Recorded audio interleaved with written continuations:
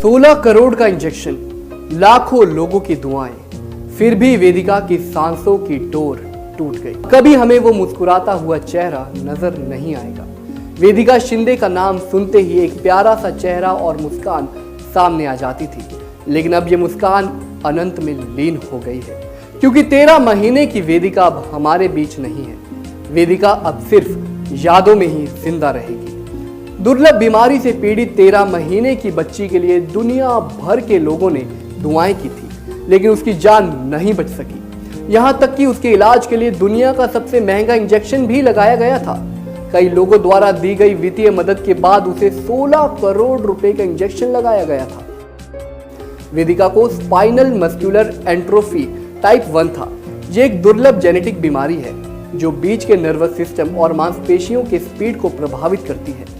डॉक्टरों के मुताबिक उसे दुनिया का सबसे महंगा इंजेक्शन जोलगेंसमा दिया गया था।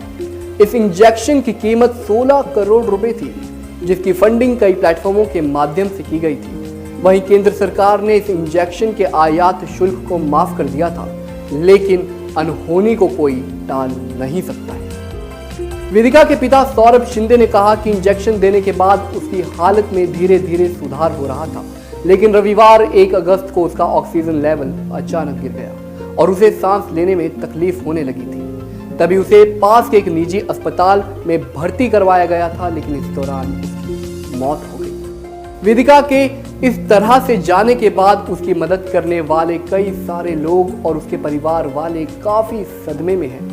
16 करोड़ रुपए का इंजेक्शन देने के बाद भी वेदिका की मौत कैसे हुई, इस बात को लेकर लोगों के बीच होने वाली अलग अलग चर्चा पर रोक लगाने की गुजारिश उसके पिता सौरभ शिंदे ने की है। वेदिका भले ही अब हमारे बीच मौजूद नहीं है, लेकिन उसकी मुस्कान हमेशा हमारी यादों में जिंदा रहेगी। भले ही वेदिका अब अनंत में लीन हो गई हो, लेकिन ये बात हम सबके जहन में हमेशा जिंदा रहेगी कि कैसे एक 13 महीने की बच्ची को बचाने के लिए पूरा देश एकजुट हो गया।